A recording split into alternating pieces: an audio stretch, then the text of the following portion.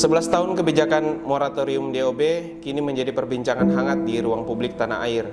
Di berbagai daerah terkhusus Krayan yang terletak di perbatasan Indonesia-Malaysia terdengar semakin lantang suara-suara protes yang menginginkan pemerintah pusat segera mencabut moratorium DOB. Di satu sisi ada kekhawatiran bahwa DOB menjadi beban fiskal bagi negara dan potensi kegagalan DOB.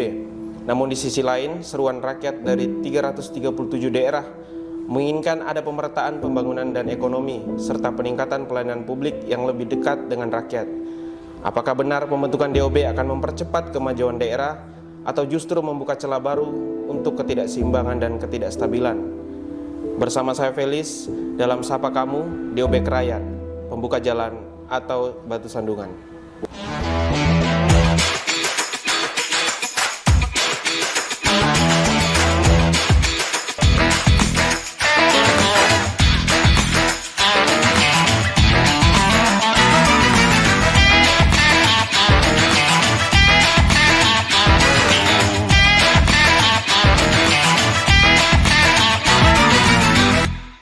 Baik Sobat Sapa, kali ini kita akan membahas mengenai tuntutan ataupun seruan masyarakat yang ada di dataran tinggi Krayan, Kabupaten Nunukan, Provinsi Kalimantan Utara, yang meminta pemerintah untuk segera mencabut moratorium DOB. Dan sudah hadir di hari ini bersama Sapa Kamu dua bintang tamu yang juga merupakan bagian dari Dewan Presidium Calon DOB Krayan.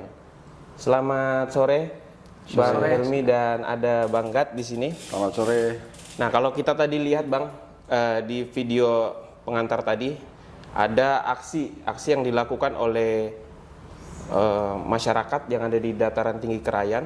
Bahkan ada tadi saya lihat itu ada yang mengangkat semacam slogan bahwa di situ tagline-nya Garuda di dadaku dan Malaysia di perutku.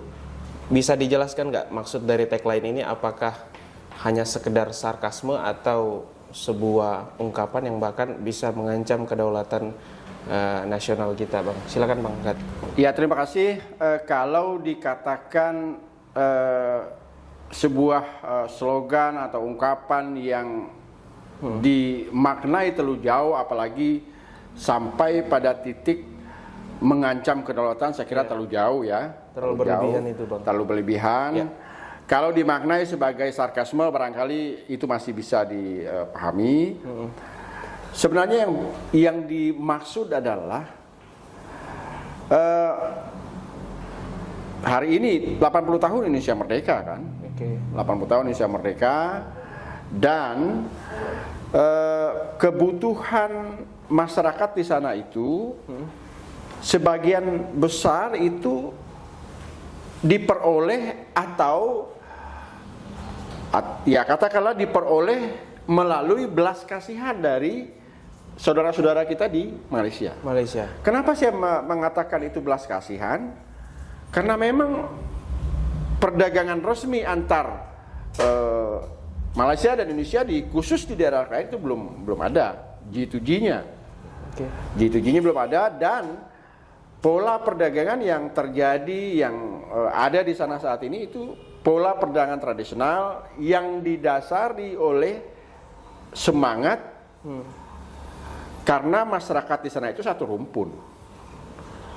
Masyarakat yang ada di perbatasan sana, masyarakat yang ada di perbatasan sebelah sini itu satu rumpun, dan pola perdagangan mereka itu atas dasar percaya dan karena kepercayaan sesatu rumpun antar masyarakat yang ada di perbatasan. Itu saja. Tapi kalau lihat pada masa pandemik itu kan sempat ada G2G dengan dengan Sarawak Malaysia, karena pada saat pandemi kan kita lihat kebutuhan sembako untuk wilayah Krayan itu kan sangat terbatas, bahkan sangat langka. Nah, itu sempat ada G2G. Ya, sempat aja G2G kan, tapi masih dalam bentuk lokal. Belum kira gini. Perdagangan antar negara ini kan harus melibat kebijakan pusat. Yang terjadi hari itu baru sebatas pertemuan-pertemuan antar pemerintah tingkat lokal di sini dengan pemerintah tingkat lokal di sana. Belum itu menjadi sebuah kebijakan nasional. Belum itu menjadi sebuah kebijakan negara. Kalau kebijakan negara kan pasti ada kesepakatan MOU atau apalah namanya antar kedua negara. Oke. Jadi maksud abang ini tagline tadi itu hanya sekedar sarkasme, kekecewaan. Sekedar sarkasme, semacam kekecewaan bahwa ya kami hidup hari ini, roh kami ini, semangat kami ini merah putih. Tetapi kehidupan jasmani kami sehari-hari itu dipenuhi oleh sebagian dari barang-barang dari negara tetangga. Sebenarnya itu yang dimaksud. Artinya kebutuhan hidup kita sehari-hari itu didapat dari belas kasihan dari quote and quote dari negara tetangga. Meskipun sebenarnya selama ini ada yang namanya subsidi ongkos angkut barang dan penumpang. Begini, subsidi ini kan jumlahnya terbatas. Kalau dalam 1 tahun taruhlah 1 ton gula, dibagi dengan sekian penduduk dapat 1 kilo berapa waktu sih dia bisa minum itu? Dalam 1 minggu, 2 minggu habis. Kan itu. Negara belum mampu hadir di sana. Sebenarnya itu saja yang dimaknai dengan Garuda di dadaku, Malaysia di perutku itu. Hanya itu saja, tidak ada yang lain-lain. Tidak bisa kita maknai interpretasi itu lebih dari konteks itu, saya kira. Ini hanya sekedar ya guyonan, quote and quote, hanya sindiran, sarkasme istilah tadi, bahasa yang lebih kerennya, ya bahasa awamnya ya sindiran. Tapi kalau jarak tempuh misalnya dari Krayan ke Sarawak itu berapa menit itu? Berapa jam? Lebih dekat ke Sarawak dibandingkan ke Malinau. Iya. Berapa menit itu, Bang? Perkiraan. Kalau dari Longbawan aja sampai kampung terdekat itu 1 jam tembus. 1 jam. Malah kan tidak sampai 1 jam. Kalau ke Malinau yang berhari-hari. Itu sih informasi yang saya dapatkan berhari. Itu betul. 8-9 jam kalau dengan kondisi hari ini. Tapi kalau kondisi normal barangkali kalau andai kata jembatannya ada, mungkin jalannya pengerasan, mungkin sampai 4 atau 5 jam kurang 5 lebih. jam. Berarti nggak sampai bermalam? Nggak sampai bermalam. Kalau jalannya baik ya. Tapi dengan kondisi hari ini kan ini bisa ditempuh dengan 8-9 jam karena mereka harus nyebrang sungai dan lain-lain kan.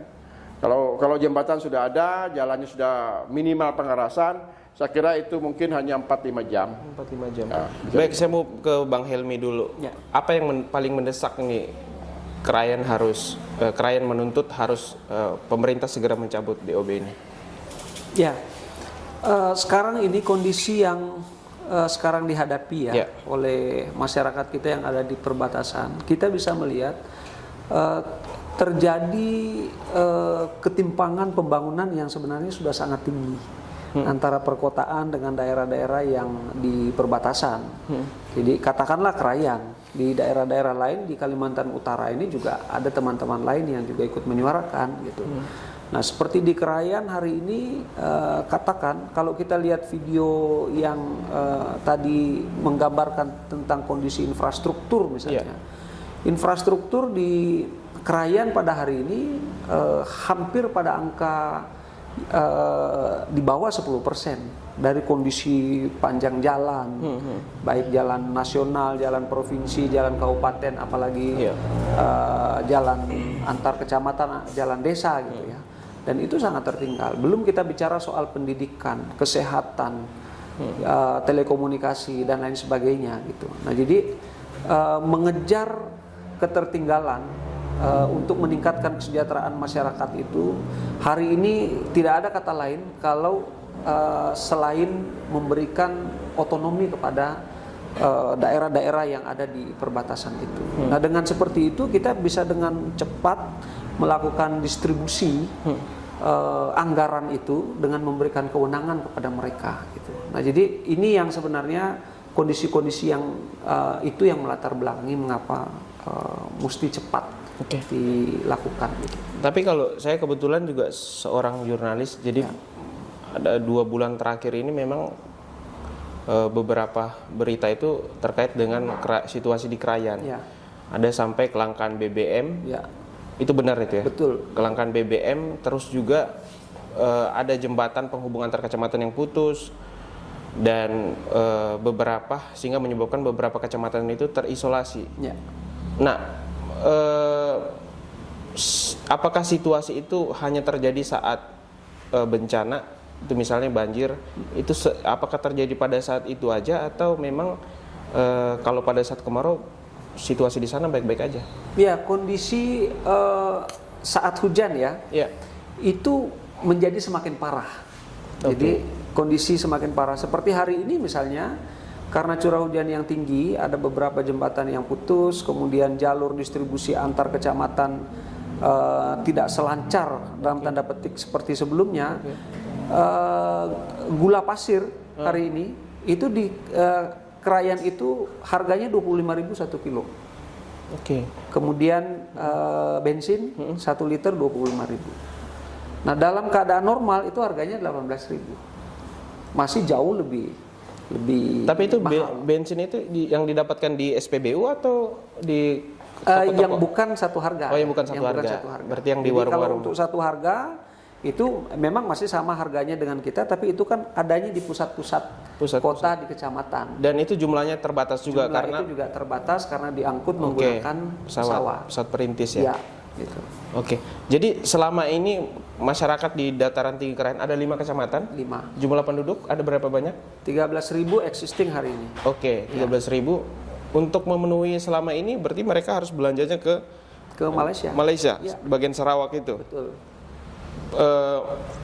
Metode belanjanya apakah ada izin harus mengantongi pas lintas atau bisa aja bebas keluar masuk? Selama ini mereka harus pertama dia menggunakan fasilitas batas. Wajib itu ya. Wajib.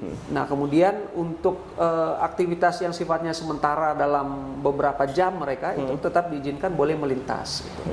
Karena di Malaysia itu setidaknya ada 2 lokasi tempat mereka berbelanja. Di mana itu? Satu kampung yang terdekat disebut Kelalan. Nah, kemudian kotanya itu dia juga punya pelabuhan, itu Kota Lawas atau mereka di sana menyebutnya Bandar Lawas. Di sana menyediakan segala sesuatu. Dari Krayan itu hanya dijangkau 3 jam. 3 jam. Itu untuk sampai ke kampung terdekat milik Malaysia di wilayah Malaysia, Kelalan tadi itu disampaikan Pak Gat 1 jam kita sudah sampai. Bahkan kalau kondisi jalan mulus tidak rusak misalnya, itu 40-45 menit kita sudah sampai di tempat itu. Nah, jadi hampir seluruh kebutuhan masyarakat di Krayan itu mulai dari sembako, kemudian kebutuhan-kebutuhan penting lainnya itu istilahnya seperti material bangunan gitu. Itu didapatkan di sana. Di Sarawak. Di Sarawak itu 80-85% kemungkinan itu terpenuhi dari sana. Berarti selama ini pembangunan yang ada di sana itu menggunakan material yang ada di Sarawak? Iya. Nggak ada sama sekali yang dari dalam negeri? Beberapa ada. Jadi pada saat kondisi Jalan Malinau bisa diakses ya, bisa diakses, mobilisasi seperti pembangunan jalan yang kita gunakan aspal dan lain sebagainya itu tetap dimobilisasi dari Malinau. Bang Gat, kalau kita bicara potensi Krayan untuk wilayah otonomi baru ini apa aja potensi Krayan untuk menjadi wilayah DOB ini? Kalau bicara potensi ya, yang ada hari ini adalah potensi yang paling besar itu adalah pertanian. Pertanian ini belum dieksplor atau belum dikembangkan secara maksimal karena pasar selama ini terbatas. Saya kira kalau daerah ini mandiri, otonom mengatur dirinya dan seterusnya, saya kira dengan sendirinya pasar itu akan terbuka. Konektivitas antar Malaysia misalnya normal seperti antar Pontianak dengan Kuching, Entikong dan Kuching misalnya, dengan sendirinya roda perekonomian nasional itu bergerak dengan sendiri dan pertanian itu akan berkembang dengan sendirinya. Konsep kita tentang Krayan itu adalah kampung hutan, kota hutan dan seterusnya. Jadi begini, membangun satu daerah itu tidak melulu bicara soal sumber daya apa yang dimiliki alam misalnya, tapi kita belajar juga dari beberapa negara kecil di belahan dunia yang lain. tanpa sumber daya apa-apa pun mereka bisa berkembang. Contoh katakanlah Bhutan. Mungkin pernah dengar Bhutan? Bukan, belum pernah Bang. Dia hanya negara kecil tetapi dengan apa namanya itu ya, dengan kemampuan dia melestarikan hutannya, memelihara ekosistem lingkungan dan seterusnya. Hari ini dia itu menjadi salah satu target tujuan wisatawan di dunia. Oke. Dan dia mampu dengan negara yang kecil, dengan pendapatan dari sektor wisata saja, dia mampu mensejahterakan masyarakatnya. Padahal 90% rakyatnya itu adalah petani. Petani cuman ya dia mengandalkan keindahan alamnya. Jangan lupa Krayan ini punya karakteristik daerah yang berbeda dengan daerah lain yang ada di Kaltara. Apa yang buat beda Bang? Salah satu yang berbeda adalah Krayan ini punya iklim yang dingin. Oke. Dan itu tidak ada di Kaltara, di tempat lain. Kalau kita bandingkan Krayan dengan mungkin itu iklimnya kurang lebih seperti di Batu kalau di Jawa Timur, atau kalau kita masuk ke arah Jawa Tengah itu ke arah Salatiga, ke Gunung Kidul ke atas, atau kalau Puncak Bogor, Cipanas kalau di daerah Jakarta. Iklim ini yang tidak dimiliki oleh daerah-daerah lain. Apabila ibu kota negara pindah ke IKN, tidak menutup kemungkinan Krayan itu akan menjadi tujuan orang berlibur. Karena apa? Karena orang akan ingin menikmati udara yang segar, iklim yang sejuk. Di sini kita harus pakai AC, mungkin harus bayar jutaan per bulan. Di sana kalau sepanjang hari, sepanjang malam AC gratis. Ini karakteristik daerah yang tidak dimiliki oleh daerah lain yang ada di Kaltara. Tapi wisatawan tetap transportasi lagi Bang yang ini ya. Tetap transportasi. Dengan harapan kalau akses dari Malinau ini bisa lancar. Tidak ada hambatan. Memang selama ini ya persoalan di Krayan itu wisatawan masuk, banyak permintaan masuk ke Krayan. Tetapi jangan lupa wisatawan ini, mereka ini fix schedule atau jadwalnya terencana dengan baik. Contoh, saya berangkat dari negara. Contoh kita ambil contoh Australia misalnya. Saya berangkat ke Australia tanggal sekian, tiba di Jakarta tanggal sekian. Saya akan nginap 1 malam Jakarta. Saya akan berangkat ke Kalimantan tanggal sekian. Saya akan berada di Kalimantan tanggal sekian. Saya harus kembali tanggal sekian. Saya harus tiba di Jakarta sekian. Jadwal dia ini sudah terencana dengan baik. Dan itu semua tiket apa segala itu sudah terbeli dengan baik. Nah, ketika dia terhambat 1 hari saja, misalnya tertahan tidak ada pesawat ke Krayan atau pulang dari sana tertahan 1 hari, dan itu akan menggeser banyak hal dari perjalanan seorang turis. Dan mereka tidak mau itu. Saya punya pengalaman mengurus beberapa turis yang masuk ke Krayan. Dia hanya mau, saya dari Nunukan atau dari Tarakan saya berangkat tanggal sekian, saya harus kembali tanggal sekian karena visa saya, tiket saya dari Jakarta pulang ke negara tanggal sekian. Dan itu terencana dengan baik. Nah, kalau jalan Malinau kan artinya baik, lancar, tidak ada hambatan ke sana kan, tidak ada hambatan, dan mereka bisa merencanakan perjalanan dari negaranya sana untuk tiba di Krayan dan pulang dengan baik. Visa dia tidak terganggu, tiket dia tidak hangus dan seterusnya. Pernah dulu saya punya pengalaman tertahan di Krayan, tiket dia itu hangus dan sampai menangis. Akhirnya sampai patungan kami, dia tidak punya uang. Turis ini kalau dia bayar agen, oh saya tiba di Krayan, saya bayar Felis 20 juta misalnya. Dia menganggap itu sudah selesai, pokoknya makannya, tidurnya apa, ya dia mungkin hanya bawa uang seadanya dalam kantong, dia tidak punya uang apa-apa lagi. Saya punya pengalaman itu. Jadi patungan Bang. Patungan kami beli tiket dia pulang. Karena dia memang tidak punya uang. Karena memang uangnya dia kan beda gini lah. Turis ini kan, wisatawannya kan beda seperti kita nih. Orang Indonesia tuh dia tidak merencanakan liburan, tiba-tiba ada liburan dia berangkat gitu. Orang Barat tidak, bertahun-tahun dia merencanakan itu. Oh, hari ini, tahun 2027 nanti saya akan berangkat ke sini. Oh, itu direncanakannya dengan baik bertahun-tahun. Jadi kesannya dia bekerja untuk mempersiapkan liburannya. Iya. Liburannya dia. Kalau kita kan ini besok ini ada libur Lebaran nih. Tiba-tiba tidak ada rencana, berangkat ke Tawau ya, berangkat. Kita ini kan uang kita tidak kita rencana dengan baik. Dia mereka tidak. Oh, saya bekerja sekian, ini untuk asuransi, ini untuk ini, oh ini untuk liburan, oh ini untuk sewa apartemen. Mereka begitu. Kalau kita enggak. Oke. Minat turis ke Krayan itu tinggi loh. Oke, Bang, kita balik ke tadi soal potensi pertanian padi. Itu berapa luas, berapa hektar yang ada, yang bisa dikelola warga, dan itu selama ini apakah penjualannya itu begitu panen dijual di wilayah situ aja atau sampai diekspor misalnya? Selama ini penjualan utama, market utama, pasar utama kita ke Malaysia, Sarawak. Namun demikian pasar Sarawak ini kan karena dia quote and quote ilegal ya, akhirnya kan petani kita itu harganya itu sesuai dengan keinginan orang Malaysia. Oke. Kalau barang sudah sampai di Lawas, kalau datang penjual, saya mau beli hanya 200.000 satu, katakanlah 20.000 1 kilo misalnya ya. Kalau kau tidak mau ya sudah, gitu kan.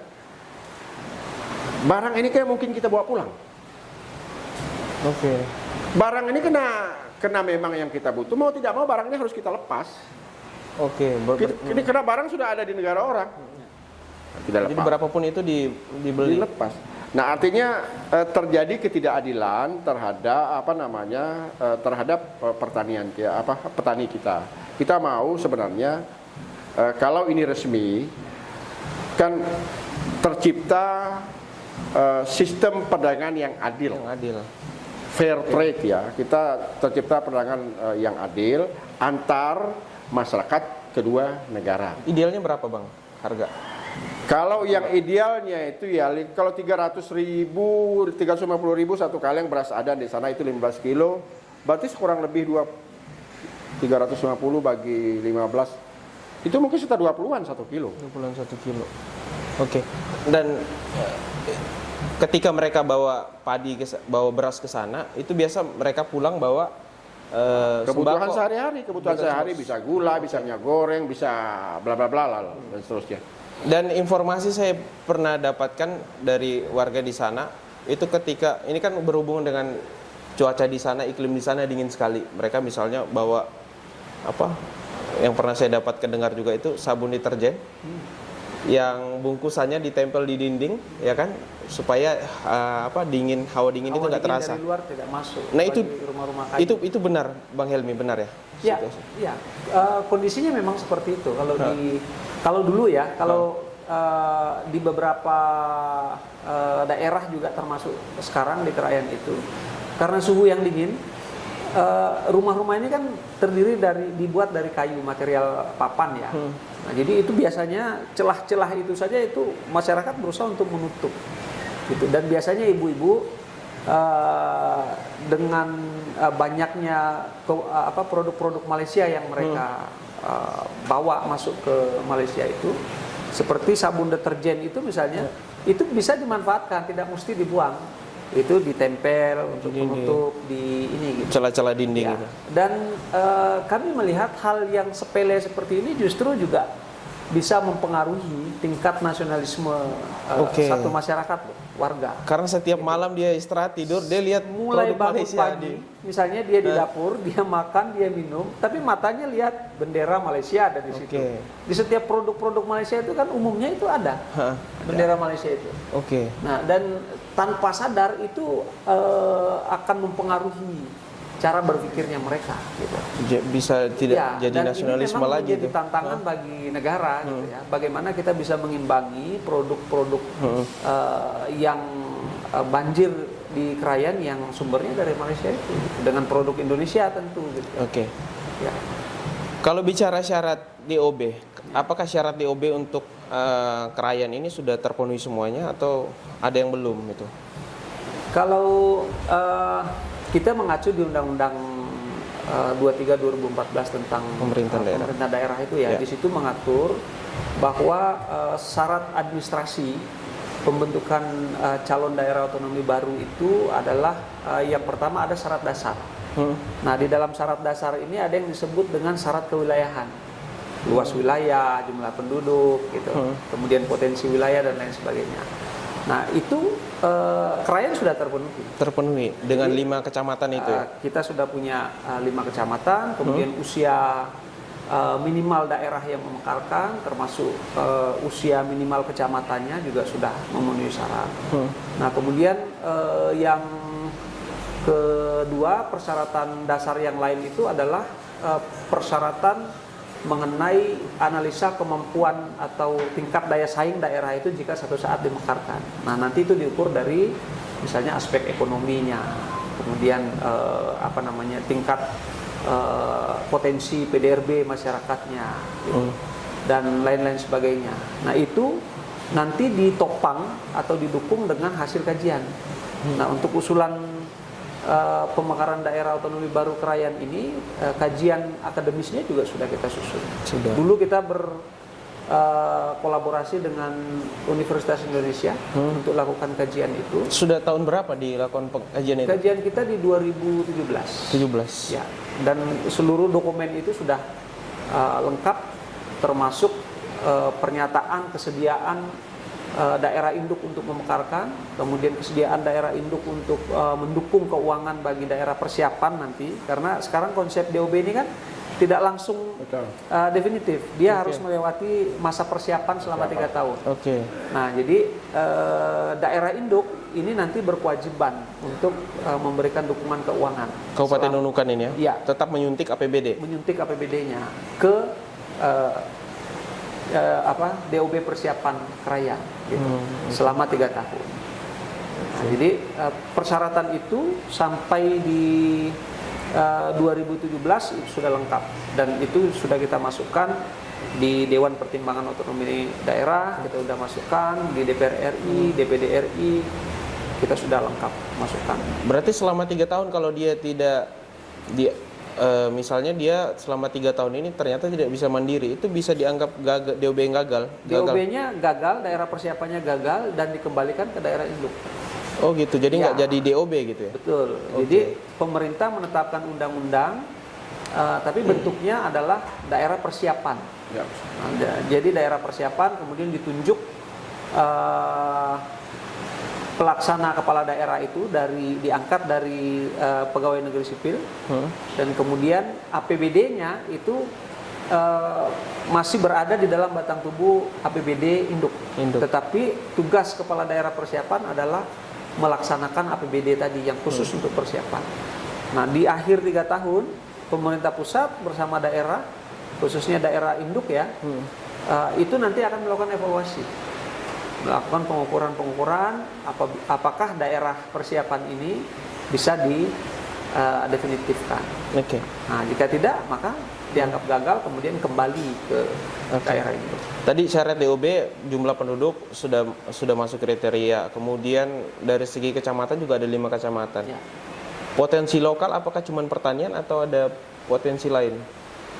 Kita punya, kalau menurut kami daerah punya, Krayan itu punya banyak potensi. Jadi potensi terbesar Krayan itu adalah pada alamnya. Pada alamnya dan kemudian Krayan ini juga diuntungkan dari sisi letaknya. Jadi letak Krayan itu berada pada segitiga emas, kami menyebutnya, dan itu sangat strategis. Pertama, dia berbatasan langsung menjadi entry point untuk pintu Malaysia, Sarawak. Kemudian di Sabah ya, Sabah belakangnya ada Brunei. Nah, kemudian di pintu Indonesia itu ada Malinau, dan kemudian yang apalagi untuk di Pak Dali apa nih namanya? Pak Dali, mereka masih masuk Sarawak. Ya? Sarawak. Jadi kita punya pintu Sarawak, Sabah, dan Indonesia di Malinau dan Nunukan.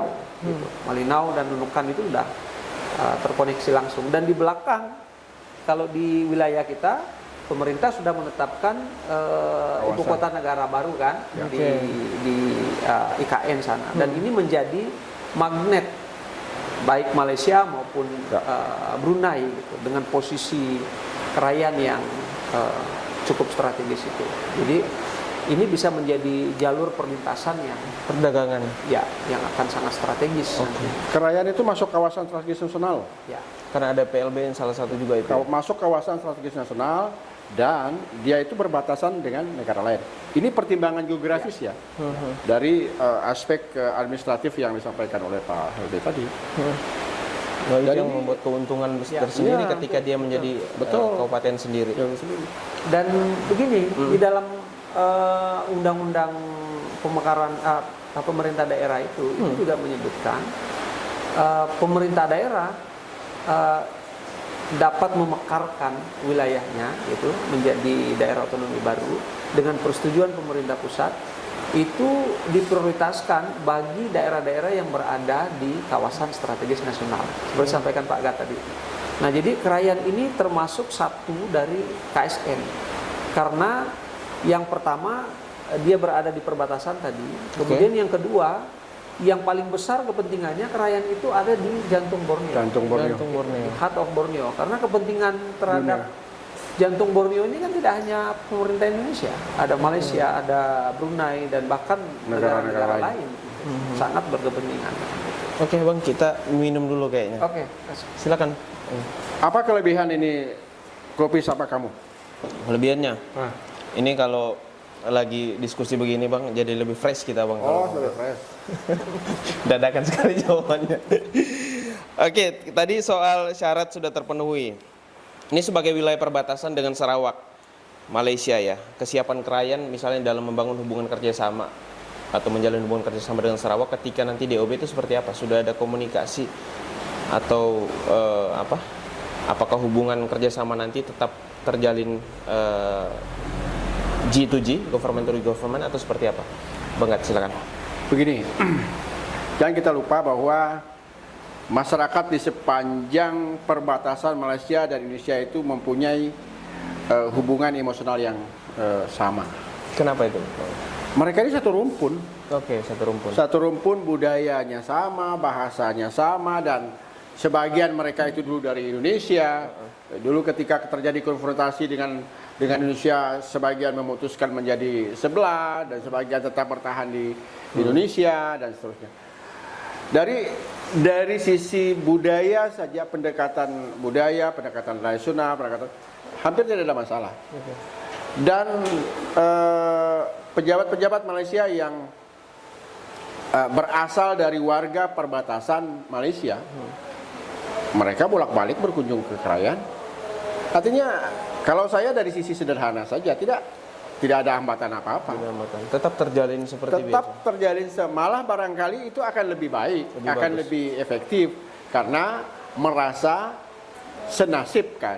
Kan gini, logikanya gini. Kampung-kampung yang ada di perbatasan itu, mereka ini kalau Indonesia tidak belanja di kampung mereka ini akan jadi kampung mati. Oh, oke.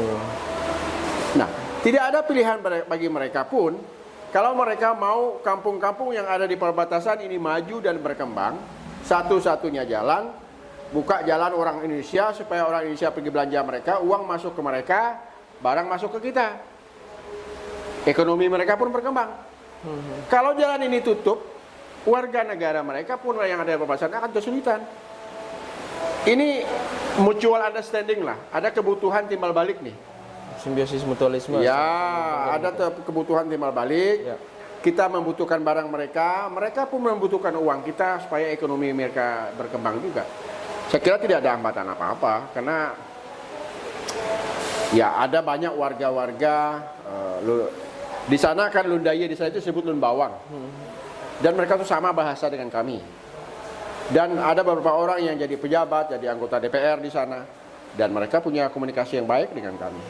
Dan ada beberapa orang yang selalu melakukan komunikasi dengan saya, misalnya seperti Baruk Bian, mantan Menteri PU waktu zamannya Pak Mahathir, ya. Mahathir yang sempat beberapa bulan jadi benar.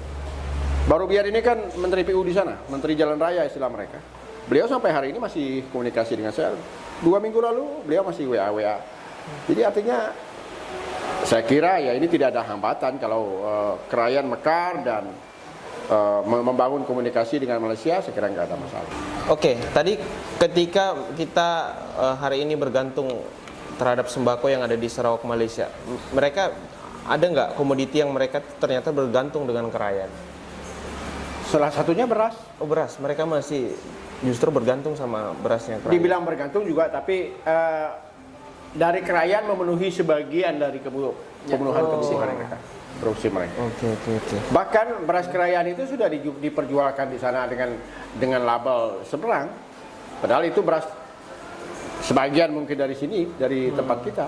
Tapi ketika dijual sudah jadi labelnya sudah beras dari Dan seberang. itu rasanya beda memang. Saya pernah cicip soalnya. Enak. Ya, Beras Krayan itu. Enak kan? Iya, enak. Ini bukan teksturnya ini, lembut. Iya. Kemudian harum ya. Biasanya, Harum. kayaknya udah sepakat Bang Kat. Oke, kalau kita bicara hambatan dalam pembentukan DOB Krayannya, ada hambatan nggak, Bang Helmi? Kalau kita bicara kewajiban masyarakat atau dalam hal ini Dewan Presidium untuk memenuhi kewajiban baik administrasi dan lain sebagainya, sejauh ini tidak ada hambatan. Administrasi semua beres ya?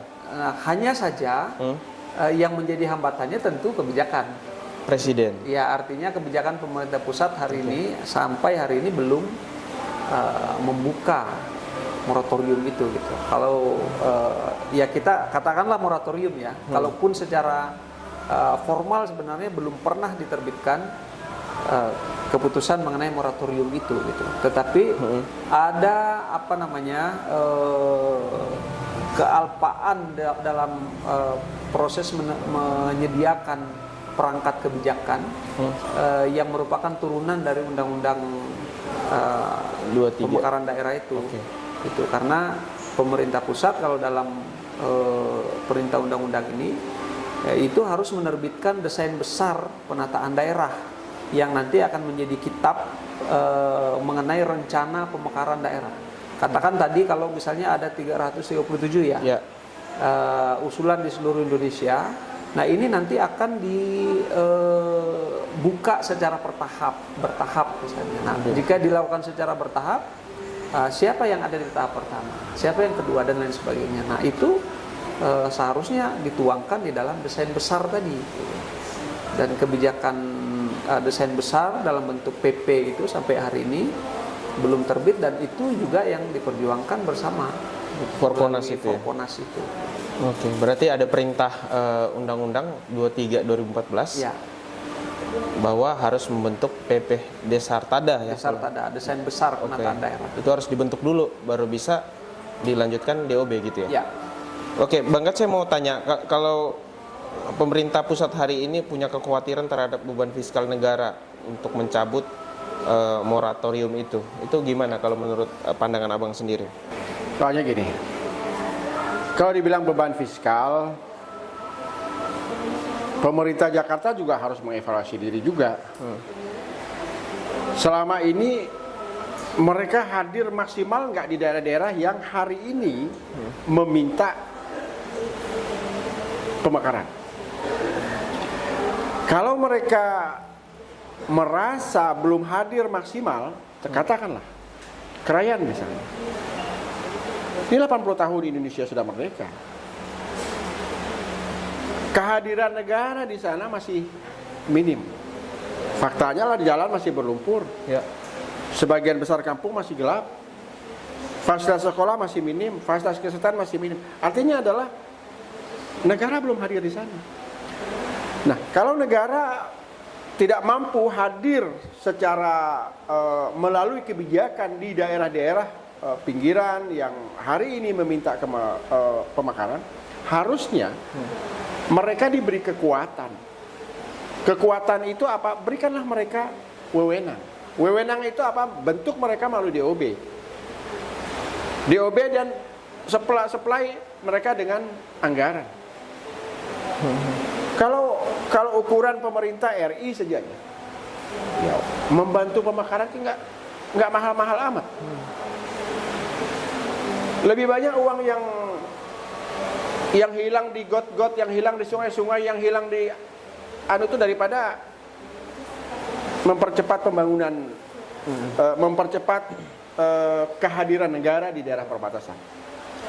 Tapi kalau Abang sendiri melihat, kenapa misalnya pemerintah sampai hari ini, terutama presiden ya, dia justru belum mengeluarkan kebijakan DOB itu untuk mencabut moratorium DOB itu sendiri? Ya mungkin ini pertimbangan politis, timbangan nggak tahu, kita nggak paham apa yang ada di kepala mereka. Tetapi kan gini, kita bicara realita aja lah.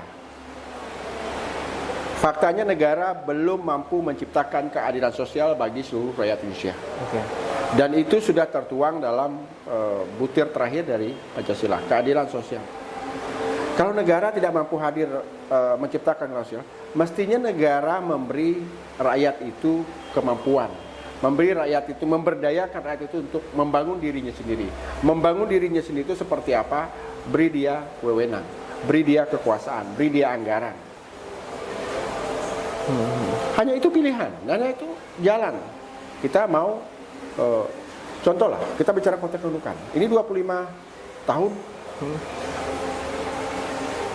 Ya, mungkin 80%, 70% jalanin kedudukan mulus lah. Di Krayan berapa sih? 1% pun enggak. Kan logikanya begitu. Belum ada yang teraspal sama sekali. Ada, hanya 11 kilo kurang lebih lah. Jalan dari kantor camat Longbawan sampai di perbatasan, sedikit dalam kota Longbawan sampai di puskesmas rumah sakit pertama di hanya itu. Mungkin kalau kita hitung persentase tidak sampai 1% dari total jalan yang ada di Krayan. Tapi tadi bicara kesehatan itu saya pernah nulis juga, Bang. Ada orang sakit yang terpaksa ditandu melewati hutan. Orang sakit ditandu lewat hutan, orang meninggal ditandu lewat hutan pulang ke kampung. Itu karena memang tidak ada transportasi sama sekali? Bukan tidak ada transportasi, tidak ada jalan. Tidak ada jalan, oke. Ada motor, tidak mungkin orang sakit kita bawa naik motor, karena tidak mampu duduk. Mau tidak mau dia harus ditandu.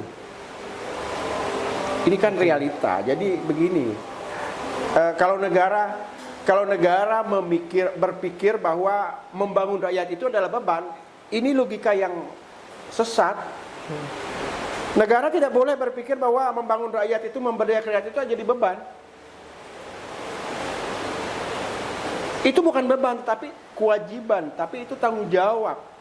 Itu adalah perintah undang-undang yang mewajibkan dia memberdayakan orang, meningkat secara orang, membangun pembangunan yang berkeadilan. Okay. Kalau kita bicara membangun Indonesia ya, Nunukan memang Nunukan lebih banyak penduduknya. Tapi jangan berpikir Nunukan aja yang bisa dibangun. Satu orang pun rakyat di hutan sana harus dibangun juga. Karena itulah saya selalu berprinsip, kerangka berpikir kita itu membangun itu harus berangkat dari salah satu syaratnya itu pembangunan ini harus menciptakan keadilan. Kalau kita berpikir begini, kalau kita berpikir meningkat kesejahteraan, silakan. Ya, yang sejahtera hanya 1-2 orang. Aspek keadilannya kita abaikan. Faktanya hari ini, dari seluruh tanah di Republik ini berapa persen orang yang beginilah. Menurut evaluasi beberapa riset kan. Kekayaan Indonesia ini, kekayaan 10% orang kaya di Indonesia ini itu sama dengan kalau 10% orang kaya, kita pikir dari 280 juta orang, berapa orang yang tidak? Ini kan soal keadilan sosial. Karena memang kita hari ini mengabaikan aspek itu. Dalam beberapa kali rapat di kantor, saya selalu minta begini, membangun Nunukan, kalau anggaran 1 juta di Nunukan, 1 juta di Krayan, 1 juta di Kabudaya, sampai dunia kiamat, Krayan tidak bisa mengejar Nunukan, Kabudaya tidak bisa mengejar Nunukan. Karena itu butuh kebijakan yang berpihak. Kalau Nunukan dapat 1 juta, logikanya Krayan itu dapat 10 juta, baru itu bisa mengimbangi. Kalau di sini dapat 1 juta, kalau di sana dapat 1 juta, kemudian dapat 1 juta, sampai dunia kiamat. Faktanya ketimpangannya sudah ibarat bumi dan langit ini barang. Karena itu yang saya selalu mengatakan, ya syaratnya itu harus keadilan sosial. Nggak bisa adil saja. Kalau adil kan satu gelas ini kan sama adil nih. Apakah ini keadilan sosial? Enggak. Mungkin saya lebih bisa minum 2 gelas kopi. Felix mungkin satu gelas sudah cukup. Helmi mungkin hanya setengah gelas sudah cukup. Ini soal keadilan sosial. Ini faktor yang melatar belakangi kebutuhan kita akan 1 gelas kopi. Oke. Kebutuhan Krayan akan pembangunan seperti apa? Kebutuhan Nunukan akan infrastruktur seperti apa? Kebutuhan Krayan akan infrastruktur hari ini jauh di atas kebutuhan Nunukan. Ini yang disebut dengan keadilan sosial. Ini konsepnya, konsep dasar. Tadi selain sembako, hal paling prinsip juga itu soal kesehatan. Tadi misalnya memandu pasien atau warga Krayan yang sakit itu lewat hutan. Nah selama ini rujukan rumah sakit itu kalau bawa ke Nunukan kan harus naik pesawat ya. Ada ambulans udara juga. Ada. Nah, kenapa kalau mereka tuh biasanya lebih memilih dirujuk ke Nunukan atau lebih dekat ke Malinau kalau bicara jarak? Kalau bicara jarak, lebih dekat ke Malinau. Tetapi kan kalau banding fasilitas kesehatan kan Nunukan, Malinau kan 11-12 saja. Oke. Kalau dibandingkan Tarakan kan fasilitas kesehatannya lebih lengkap dibandingkan Nunukan dan Malinau. Dan opsi rumah sakit juga banyak di sana. Di Tarakan itu ada rumah sakit daerah, ada rumah sakit Pertamina, ada rumah sakit Angkatan Laut. Opsi-opsinya banyak. Dan jumlah dokter spesialis di sana juga banyak. Di Malinau ya? Bukan, di Tarakan. Oh, Tarakan. Karena itulah selama ini kenapa pertimbangannya adalah ke Tarakan. Nah, ini yang kedua adalah terkait ambulan udara. Memang base-nya ambulan udara kita ini kan MAF. Dan posisinya itu di Tarakan. Oke, jadi tidak bisa sewaktu-waktu ready gitu, maksudnya gitu. Sewaktu-waktu ready, tetapi pulang dia itu kan ke Tarakan. Dan itu lebih gampang bagi dia membawa pasien itu ke Tarakan, dan dari segi pelayanan kesehatan kan juga lebih baik lebih di Tarakan. Kita nggak usah tutupi kelemahan kita lah. Di Nunukan ini salah kita sakit di rumah, masuk rumah sakit bisa tambah sakit, bukan tambah sembuh. Justru tuh tambah sakit. Tambah sakit. Tapi sakit karena sakit hati, sakit karena kecewa, macam-macam. Kan ini kan soal psikologi nih. Terkait pelayanan Bang. Soal pelayanan. Oke. Tadi lebih banyak. Jadi maksudnya dalam keadaan darurat, selama ini yang terjadi misalnya dalam keadaan darurat, pasien itu rata-rata dirujuk ke Tarakan. Bukan Malinau ya? Bukan, Tarakan. Berarti naik pesawat MAF tadi? Ya. Ada yang bawa naik pesawat. Kalau itu duduk biasanya kan prosedur pesawat ambulan udara ini kan dokter tanya, ini sakitnya apa, berapa lama, darurat ke emergensi kah. Kalau tidak emergensi itu masih bisa dibawa dengan susi, dengan pesawat yang lain. Tapi kalau di emergensi tidak bisa ditahan, tidak bisa menunggu besok misalnya, itu baru ambulan udara beroperasi. Oh. Ada syarat-syarat tertentu dia, karena berarti tidak stay di sana, Bang? Enggak. Oh, enggak. Itu atas panggilan. Jadi jarak berapa lama itu? Kalau 1 jam, 2 jam pulang pergi. Oke. Karena prosedurnya itu keluarga menghubungi dokter di sana melihat pasiennya seperti apa. Oh, dokternya mengatakan ini tidak bisa ditahan, harus berangkat hari ini atau berangkat besok pagi. Dan dokter melalui rekomendasi dokter itu MAF bisa terbang ke sana. Mohon maaf Bang, ini pernah kejadian nggak dia terpaksa pasien ini meninggal di dalam perjalanan itu? Ada. Sudah sering terjadi Ada. seperti itu? Bahkan sampai di Tarakan, tidak sampai di rumah sakit, meninggal. Ada yang pernah, maaf sudah sampai di Krayan, pergi jemput dia, meninggal, tidak sempat dia dibawa ke Tarakan. Ada. Inilah salah satu kenapa warga di sana minta pemerintah mencabut DOB tadi. Iya, karena biaya, begini. Ya. Biaya orang dari Krayan berobat ke Tarakan itu puluhan juta. Gini, berangkat dari Tarakan tidak mungkin berangkat sendiri bawa keluarga. Biaya mereka di Tarakan, biaya obatnya, biaya nginapnya, bla bla bla bla, biaya pulangnya. Apalagi kalau maaf ya, apalagi sampai nyawa tidak tertolong misalnya sampai di Tarakan. Biasanya kami warga Krayan itu patungan bawa itu pulang. Karena biaya charter pesawat bawa itu pulang 30-an juta. Dan tradisi kami orang Krayan, kami tidak mau jenazah keluarga kami itu dikubur di Tarakan di kota. Pasti orang keluarga itu apapun keadaannya pasti dia mau bawa itu dikebumikan di kampung. Dan umumnya selama ini yang banyak kasus-kasus terjadi, kami patungan. Patungan ya. Patungan, ya siapa sesuai menyumbang sesuai keadaan hati untuk memenuhi biaya pesawat waktu pulang. Karena charter itu 30-an juta. 30 juta. Tapi kalau reguler biasa Bang berapa itu? Nunukan Krayan atau Krayan Tarakan? Kan sekarang subsidi ya. Subsidi, SOA ya. Nunukan ke Krayan itu kan hanya 500 lebih. Tapi kalau jenazah kan tidak bisa dibuat reguler. Dia harus bongkar kursi dan dia harus harus baring kan. Iya. Bongkar kursi tidak bisa dibuat reguler, tetap harus charter, tidak ada pilihan. Pernah bulan berapa itu yang meninggal di Malinau? Ibu meninggal di Tarakan, yang keluarga dari Longlayu. Iya. Charter itu 60 juta. Karena terbang dengan pesawat Smart hari itu Susi. Smart ke Longlayu. Karena MAF hari itu rusak dua-dua. MAF rusak dua-dua, tidak bisa terbang karena lagi maintenance. Tidak ada pilihan lain. Terpaksa jenazah itu dengan termasuk ya bantuan Pemda Malinau kalau tidak salah membantu 60 juta charter pesawat dari Tarakan ke Krayan. Oke. Bang, kalau Forkonas kan itu informasinya bulan Februari kemarin. Ya. Itu melakukan Munas di Jakarta. Ya. Rekomendasi-rekomendasi yang dihasilkan dari Forkonas atau Munas itu apa? Kita menyebutnya dengan manifesto politik pemerintah daerah. Oke.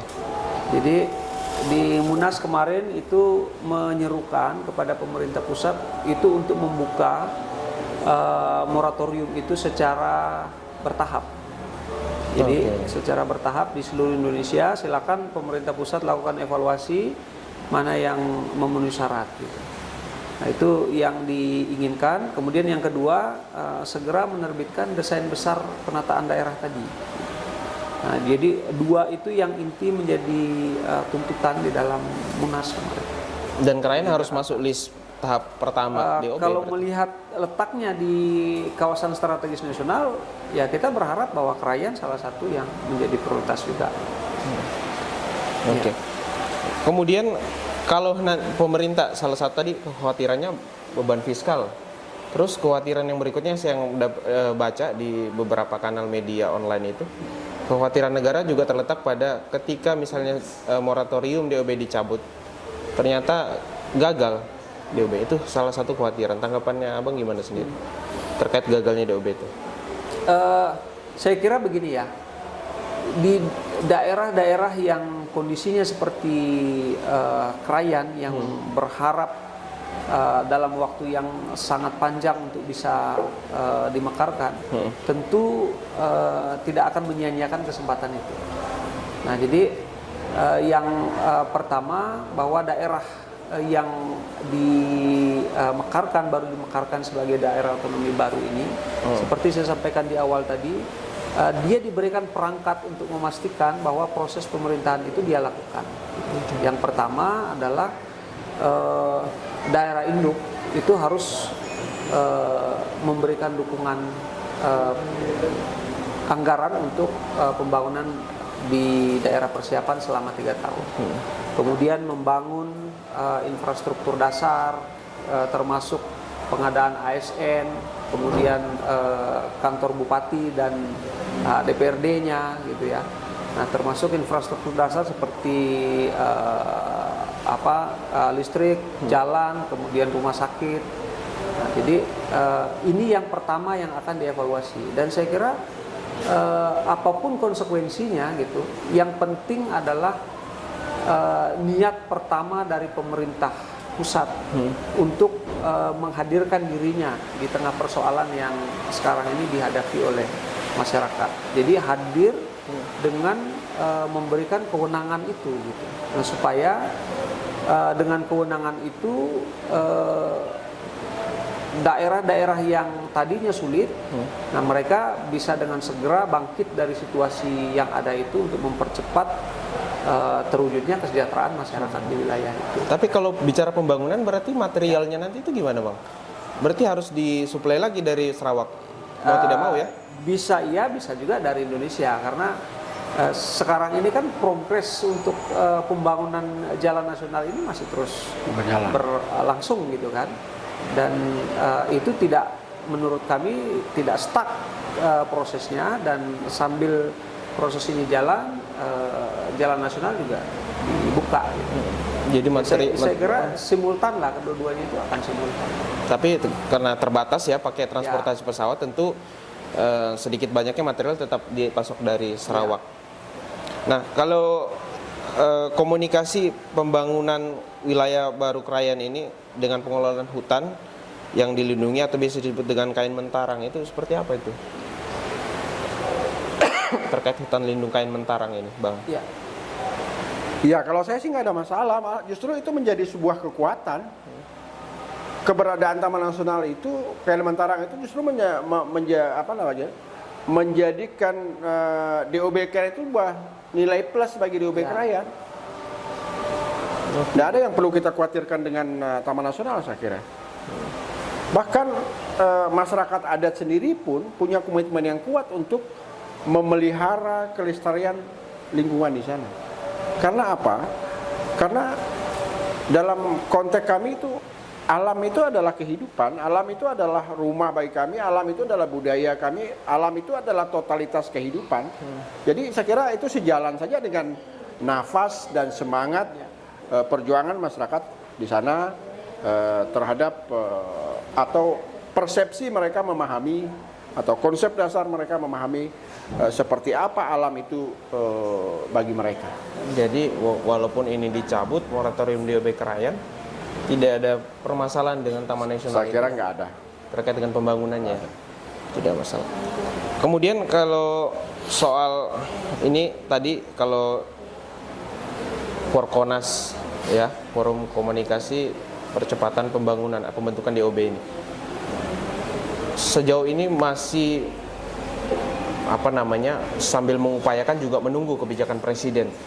Nah, peran untuk sampai terwujudnya pembentukan atau pencabutan moratorium DOB ini, kira-kira selain Forkonas, seharusnya DPD dan DPR itu juga membantu untuk mendorong itu semua, mendorong agar pemerintah mencabut.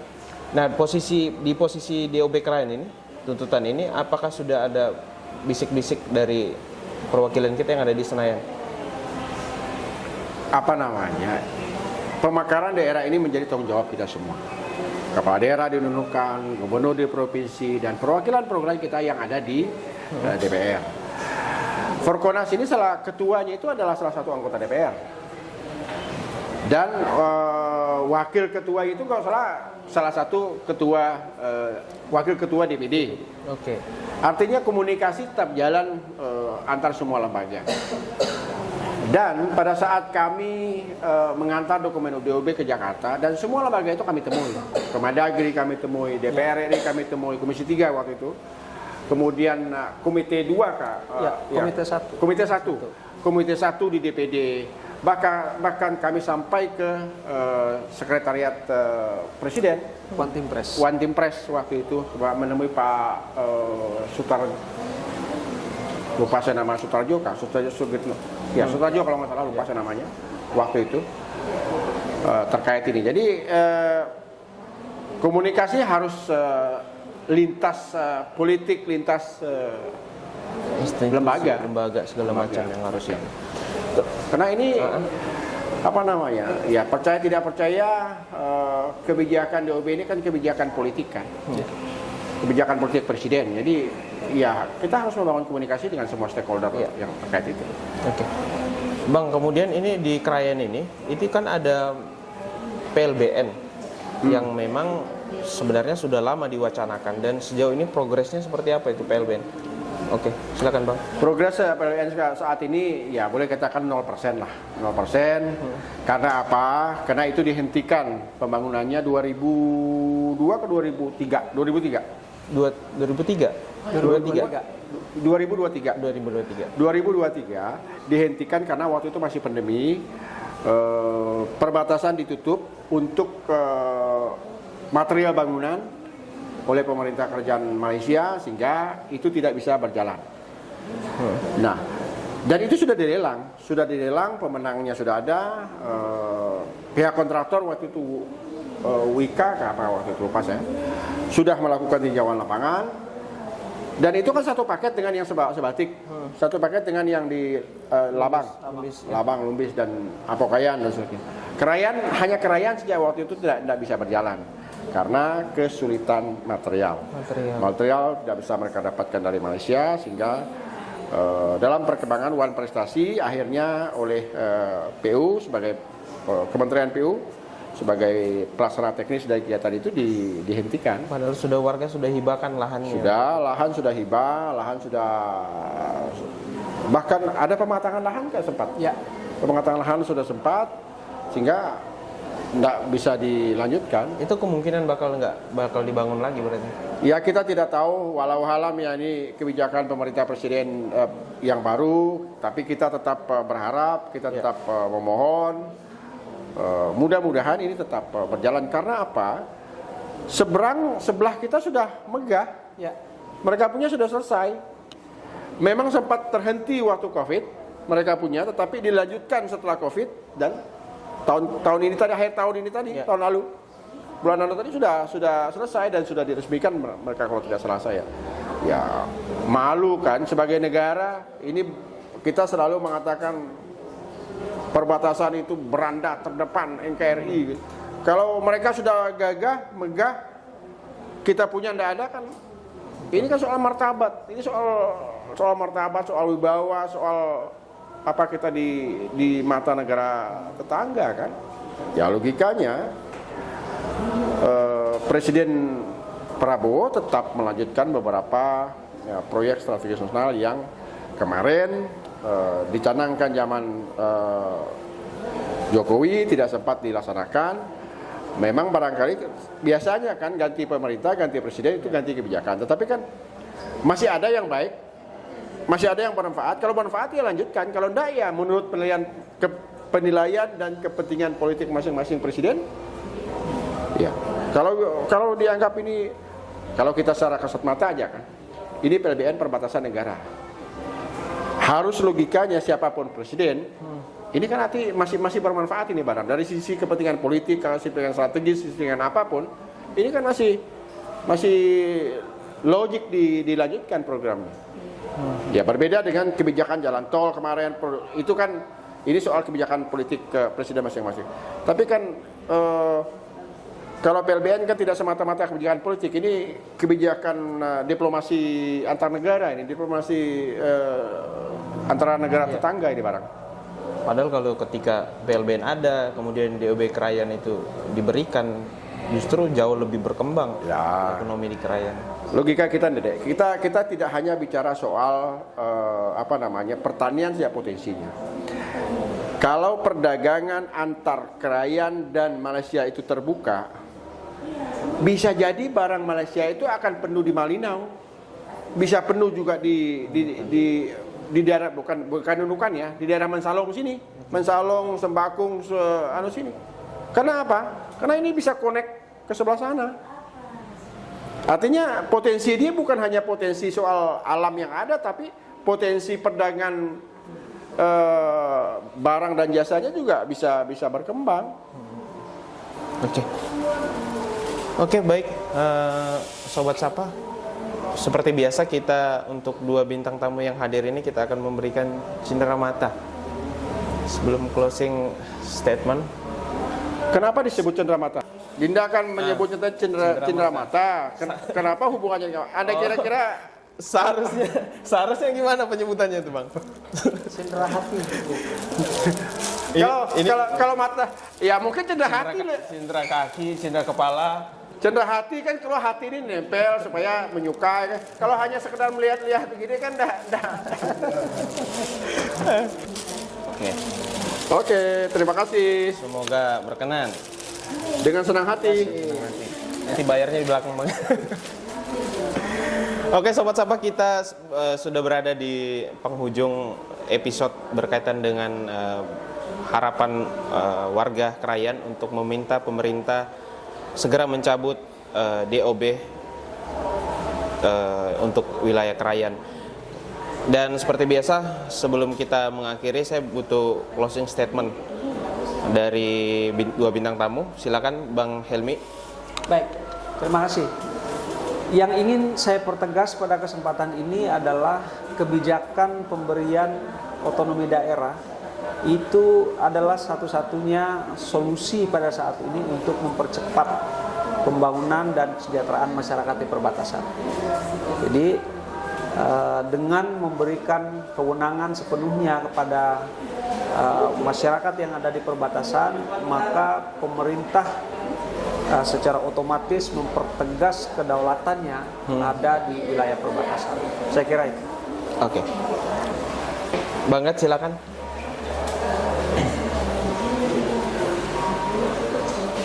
Memberi otonomi daerah baru bagi Krayan itu bukanlah beban, tetapi itu tanggung jawab. Itu adalah kewajiban negara untuk menjangkau, untuk membangun rakyatnya. Terbentuknya pemerintah daerah Kabupaten Krayan misalnya, itu adalah membentuk tanggung jawab negara untuk membangun daerah. Jadi jangan dianggap sebagai beban, tapi itu tanggung jawab.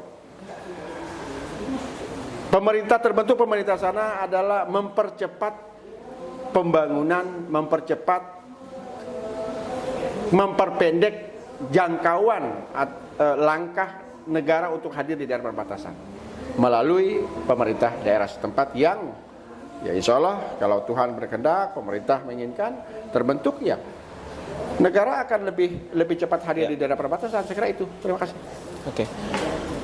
Baik Sobat Sapa, saya ingin mengutip dari pernyataan Mahatma Gandhi bahwa keberhasilan sebuah bangsa terletak pada kemampuannya untuk membangun keseimbangan antara aspirasi lokal dan kekuatan nasional. Dan itu dimulai dengan kebijakan yang bijaksana. Saya Felix pamit undur diri dari Sapa Kamu. Sampai jumpa.